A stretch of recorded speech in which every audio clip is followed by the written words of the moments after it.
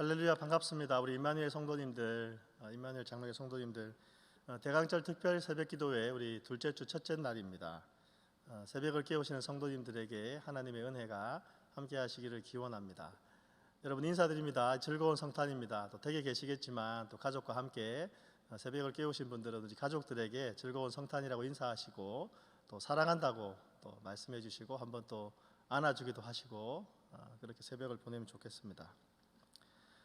하나님께서 오늘 우리에게 주시는 말씀은 예레미야 33장 14절부터 18절까지 말씀입니다. 예레미야 33장 14절부터 18절까지 말씀을 찾으셔서 우리 함께 읽겠습니다. 예레미야 33장 14절부터 18절 말씀, 하나님 말씀입니다. 여호와의 말씀이니라. 보라, 내가 이스라엘 집과 유다 집에 대하여 일러준 선한 말을 성취할 날이 이르리라. 그날 그때에 내가 다윗에게서 한 공의로운 가지가 나게 하리니 그가 이 땅에 정의와 공의를 실행할 것이라. 그날에 유다가 구원을 받겠고 예루살렘이 안전히 살 것이며 이 성은 여호와는 우리의 의라는 이름을 얻으리라. 여호와께서 이와 같이 말씀하시니라. 이스라엘 집의 왕위에 앉을 사람이 다윗에게 영원히 끊어지지 아니할 것이며 내 앞에서 번제를 드리며 소제를 사르며 다른 제사를 항상 드릴 레위 사람 제사장들도 끊어지지 아니하리라 하시니라. 아멘. 우리가 영어를 배울 때 가장 먼저 배우는 말 중에 하나가 Hi, Hello라는 말이죠. 또 How are you 배우고 I'm fine, Thank you, and you라는 말을 배웁니다. 제가 중학교 때 영어를 처음 배울 때는 I am a boy, you are a girl 그런 것도 배웠는데 요즘은 안 배우는 줄로 압니다. 그런데 외국인들이 한국에서 한국어를 배울 때 가장 먼저 배우는 말이 어떤 말인지 여러분 아시나요? 빨리빨리라는 말이죠. 빨리빨리. 한국에 일하러 온 노동자뿐만 아니라 외국에 있는 관광지에 가도 현지의 사람들이 관광을 온 한국 사람들을 보면 빨리빨리라고 말하기도 한다고 합니다. 저는 지금 15개월이 된 저희 조카 손녀와 함께 살고 있습니다. 이제는 말을 조금 배워가고 있어서 조카 손녀가 뭐 엄마, 아빠, 맘마 그리고 하미, 하비 그런 말을 배워가고 있는데요. 그 아이가 하루에 가장 많이 쓰는 단어는 배운 단어가 아니라 응이라는 단어입니다. 응.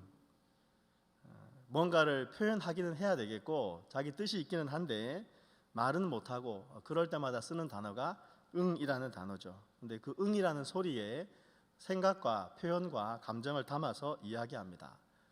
처음에 필요한 게 있으면 그냥 응 그러지만 이제 좀 마음이 답답해지면 막 응응거리죠. 막 그렇게 아이가 때를 쓸 때 응응거릴 때 제가 조카 손녀의 이름을 조용히 불러줍니다. 그러면 그 아이가 듣고 응응거리는 것을 멈춥니다. 제가 그 아이가 다급하게 마음을 담아서 응응거릴 때에 그 아이가 원하는 것을 들어주기 위해서 서두르기보다 제 조카 손녀의 이름을 부르는 것은 그 아이에게 기다리는 것을 가르치기 위함입니다. 아이는 제 딴에 급하여서 응응응 거리지만 조금만 기다리면 엄마든 또 아빠든 또 할머니든 할아버지든 누구든지 그게 잘못된 요구가 아닌 한 그 요구를 들어줄 것을 알고 기다림을 배우도록 하기 위해서 그럴 때마다 아이의 이름을 부르기도 합니다.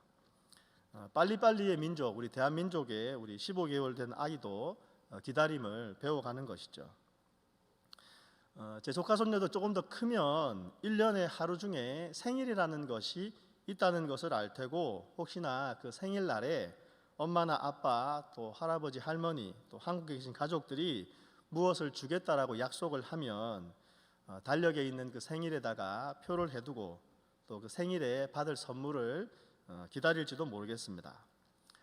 그러다가 조금 더 철이 들게 되면 그 자신의 생일에 얼마나 많은 사람들이 수고하고 또 고생하면서 자기가 이 땅에 오게 되었는지 태어나게 되었는지 알게 될 것입니다. 그러면 이제 달력에 새겨진 그 생일의 의미가 달라지게 되는 것이겠죠. 이전에는 달력의 생일이 자기가 선물을 받는 어떤 날이라면 그 선물을 받기 위해서 그 생일을 기다렸다면, 이제는 철이 들어가면서 그 달력에 생일을 볼 때마다 자기를 위해서 수고해준 많은 사람들의 사랑과 또 수고에 감사를 표현할 수 있는 날이라는 것을 알게 될 줄 믿습니다. 우리도 달력을 사용하듯이 교회에도 교회력이라는 게 있습니다. 근데 그 교회력이 음력처럼 양력과는 다른 날짜를 쓰는 그런 달력은 아니고요. 우리가 쓰고 있는 양력에 교회의 절기를 기록해 둔 것을 교회력이라고 합니다. 이 달력에 기록된 교회의 절기는 지금까지 역사에서 일어났던 실제적인 사건들 중에서 우리가 교회로서 또 성도로서 기념해야 할 필요가 있거나 또한 특별한 예배의 방법으로 하나님께 예배를 드려야 되는 날들입니다. 따라서 교회력을 따라서 예배를 드리면서 1년의 시간을 살아간다는 것은 그 역사의 순간순간에 나타나셨던 그 하나님의 구원의 역사를 다시 한번 되새겨 봄으로써 그 하나님의 구원의 은혜에 감사하고 또 그 영광을 드높이는 일이 될 것입니다.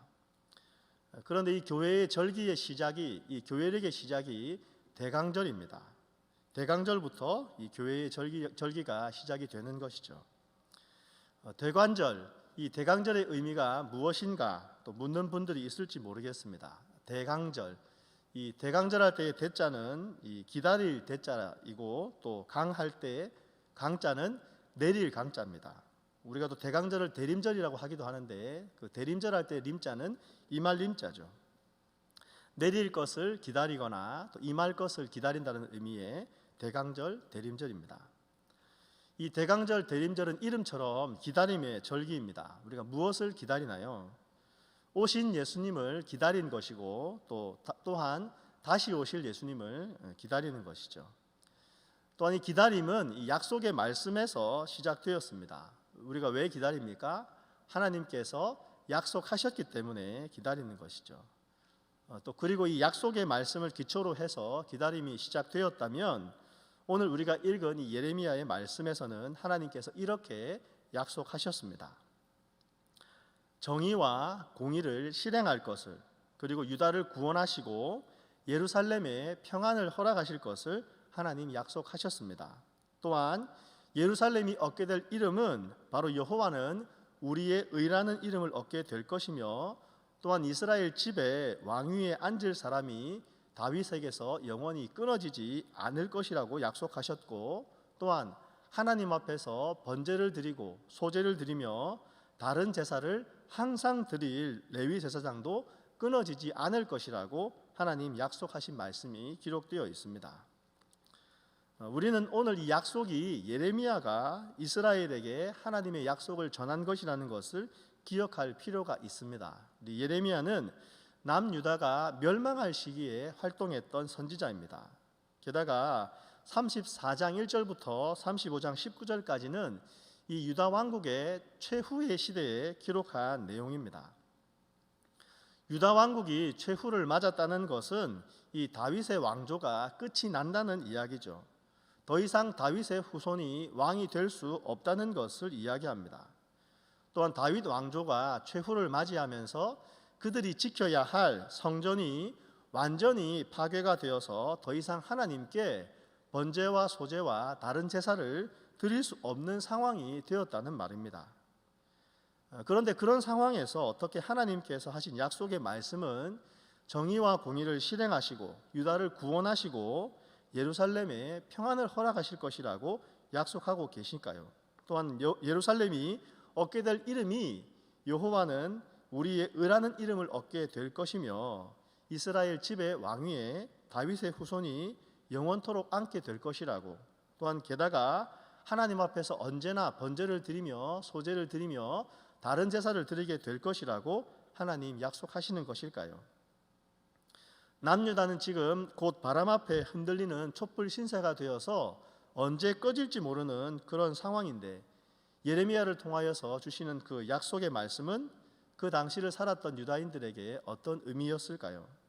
또한 이 약속의 말씀은 오늘을 살고 있는 우리에게는 어떤 약속의 말씀이 될까요? 하나님께서 그들에게 주신 그 약속의 말씀은 당시에 멸망해가는 유대에 살았던 사람들에게는 용서와 회복의 약속이었습니다. 하나님의 백성이 되어서 하나님만을 섬긴다고 그렇게 언약을 했음에도 불구하고 그 언약을 저버리고 우상을 섬기고 하나님의 율법을 어겨가면서 불순종했던 그 북이스라엘과 남유다가 하나님의 징벌의 막대기였던 아수르와 바벨론에 의하여서 멸망당하고 또 멸망당할 그 순간에 하나님으로부터 들려오는 용서와 회복의 약속의 말씀이었습니다. 그리고 자신의 능력으로는 도저히 회복시킬 수 없는 그 절망의 상황에서 들려오는 하나님의 희망의 약속이었던 것이죠. 그리고 하나님께서는 그 약속을 지키시기 위하여서 자신의 아들이신 예수님을 이 땅에 보내셔야만 했습니다. 하나님의 아들이 인간의 몸으로 이 땅에 오셨습니다. 동정녀 마리아의 몸을 통하여서 여자의 후손으로 이 땅에 오셨습니다. 예수님께서 이 땅에 오실 때에 천사를 통하여서 하나님께서 하신 말씀은 이러합니다. 누가복음 1장 31절부터 34절 말씀 보면 보라 내가 잉태하여 아들을 낳으리니 그 이름을 예수라 하라. 그가 큰 자가 되고 지극히 높으신 이의 아들이라 일컬어질 것이요 주 하나님께서 그 조상 다윗의 왕위를 그에게 주시리니 영원히 야곱의 집을 왕으로 다스리실 것이며 그 나라가 무궁하리라 하나님 말씀하셨습니다. 또한 예수님은 이 땅에 왕으로 오셨지만 사실 본질은 하나님의 본체이신 그분께서 하나님이신 예수님께서 이 땅에 인간의 몸을 입고 오신 것이죠. 우리 빌립보서 말씀에서도 근본 하나님의 본체이신 그 예수님께서 하나님과 동등됨을 취할 것으로 여기지 아니하시고 오히려 자기를 비워 종의 형체를 가지사 사람들과 같이 되셨다라고 말씀해 주고 있습니다. 그 하나님이신 예수님께서 이 땅에 오셨을 때에 그 오신 그 예수님을 모든 사람이 영접한 것은 아니었습니다. 오히려 그분을 영접한 사람들은 따로 있었습니다. 그분을 하나님의 아들로 영접한 사람은 시므온과 안나처럼 준비하던 자들입니다. 의롭고 경건하여서 이스라엘의 위로를 기다리며 성령께서 그의 위에 계셨던 시므온과 과부가 되었지만 성전을 떠나지 아니하고 주야로 금식하며 섬겼던 그 안나와 같은 사람들만 아기 예수로 오신 그 예수님을 알아보고 영접할 수 있었습니다. 예수님께서 사역을 시작하시고 회개하라 천국이 가까워 왔다고 말씀하시며 하나님의 나라가 임하셨음을 선포하셨습니다. 병자를 고쳐주셨고 천국 복음을 가르치셨고 죽은 자를 살리기도 하셨고 그렇게 하나님께서 만왕의 왕이며 만주의 주라는 것을 보여주셨습니다. 그것이 바로 예수님께서 이 땅에 정의와 공의를 실행하신 것이며 하나님의 나라를 세워가신 것이죠. 예수님은 바로 이 땅에서 정의와 공의를 세워가시는 분이며 하나님의 나라를 세워가시는 분이셨습니다. 그러나 그런 예수님을 영접하지 않은 사람들도 있었습니다. 제사장들과 사두개인들과 바리새인들이 왕으로 오신 예수님을 영접하지 않았습니다. 오히려 이 땅에 평화의 왕으로 오신 그 예수님을 십자가에 못 박혀 죽게 하였습니다. 예수님은 지금 십자가에서 나의 하나님 어찌하여 나를 버리셨나이까 외치시며 하나이신 하나님과 그 아버지와의 단절을 경험하셨습니다. 오히려 그 친밀함을 가지셨던 아버지 하나님의 어린 양으로 유월절에 바쳐지는 제물이 되어서 십자가에서 물과 피를 쏟으셨습니다. 하나님께서 우리에게 믿음으로 말미암아 주시는 그 구원의 은혜는 권력자가 권력을 남용하여서 자기 권한으로 죄 있는 자를 죄 없다 하시는 구원이 아닙니다. 죄가 분명히 있지만 기소할 자를 기소하지 않음으로 베푸는 은혜가 아니라 사단의 참소에 맞서서 사단이 주장하는 죽음이라는 죄의 대가를 자신의 생명으로 자신이 십자가에 죽으심으로 죄의 형벌인 사망을 경험하는 것으로 죄값을 치르신 은혜요 구원입니다. 그래서 그분은 자신이 장차 좋은 일에 대제사장으로 오셔서 오직 자기의 피로 영원한 속죄를 이루셔서 단번에 성소에 들어가셨습니다. 죽으시고 사흘 만에 부활하셔서 능력으로 하나님의 아들이심을 증명하셨습니다. 그리고 하늘에 오르셔서 하나님 우편에 앉으셨습니다.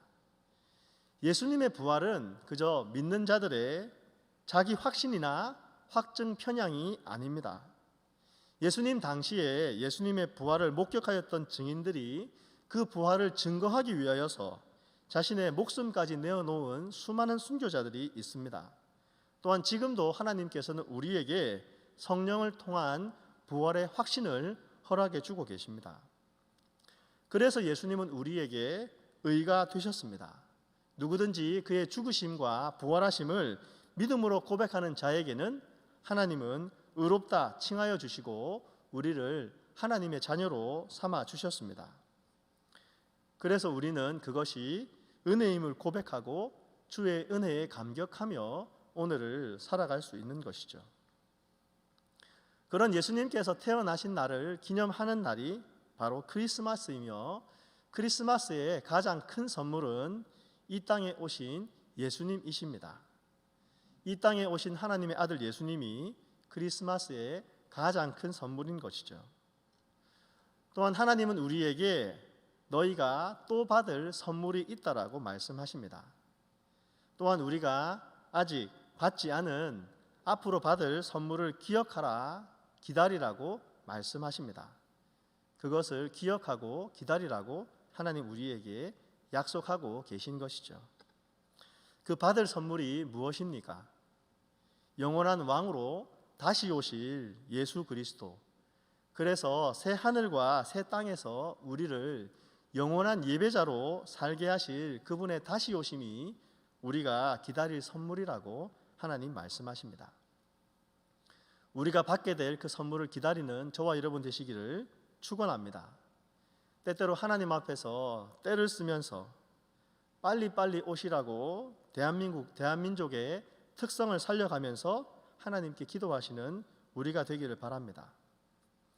또한 그 하나님의 약속 앞에 하나님 그 말씀대로 이루어지이다라고 고백하였던 그 마리아의 고백처럼 하나님 우리는 주님의 종입니다. 주님의 뜻이 이 땅에서, 주님의 약속이 이 땅에서, 주님께서 다시 오시겠다는 그 약속이 그 약속의 말씀대로 이루어지겠습니다. 우리가 그 약속을 기다립니다 라고 고백해야 될 줄 믿습니다. 헨리 나우에는 기다리는 것이 혁명적인 태도라고 말했습니다. 혁명과 기다림, 기다린다고 어떻게 혁명이 일어날까요? 왜 기다리는 것이 혁명적이기까지 할까요? 기다린다는 것은 소망이 있다는 이야기입니다. 그런데 그 소망이 하나님의 약속에 근거합니다.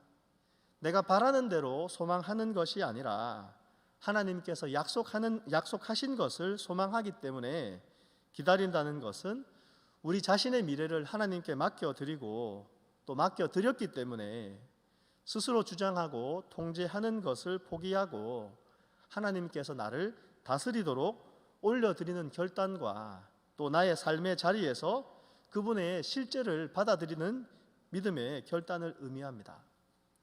또한 그런 믿음의 결단이 있기 때문에 기다리는 것이 혁명적인 태도가 되는 것이죠. 누구는 말하기를 다시 오실 예수님을 기다리는 것이 바로 교회의 삶이며 목적이라고 이야기하였습니다. 그래서 크리스마스를 지나면서 다시 오시겠다는 그 예수 그리스도의 약속 앞에 하나님께서 나를 다스리시도록 올려드리는 결단을 같이 하기 원합니다.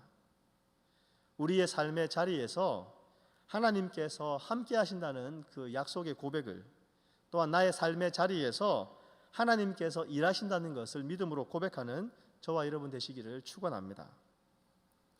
우리 교회의 이름은 임마누엘 장로교회입니다. 임마누엘이야말로 성탄절에 우리가 기억해야 할 의미일 줄 믿습니다. 하나님께서 우리와 함께 계신다는 것을 기억하는 것. 예수님께서 이 땅에 인간의 몸을 입고 우리의 구원자로 오셨다는 것을 기억하는 것, 또한 주님께서 다시 오실 것을 기대하는 것, 그것이 우리 임마누엘 모든 성도님들이 기억하고 기대해야 할 여호와의 약속인 줄 믿습니다. 같이 기도하겠습니다. 하나님이 크리스마스를 지나면서 하나님께서 하신 그 약속의 말씀을 기억하기 원합니다. 이 땅에 다윗의 왕위를 영원히 잇게 될, 또한 하나님께서 영원히 제사드릴, 하나님 앞에 영원히 제사드릴 하나님의 사람을, 자신의 아들을 보내시겠다는 그 약속을 이루셨던 그 하나님의 약속처럼 이 땅에 다시 오시겠다고 약속하신 그 예수님의 말씀을 기억하는 우리가 되게 하시고, 이 성탄의 때에 다시 오실 예수님을 기다리는 저희가 되도록 하나님 인도하여 주시옵소서. 예수님의 이름으로 기도합니다. 아멘.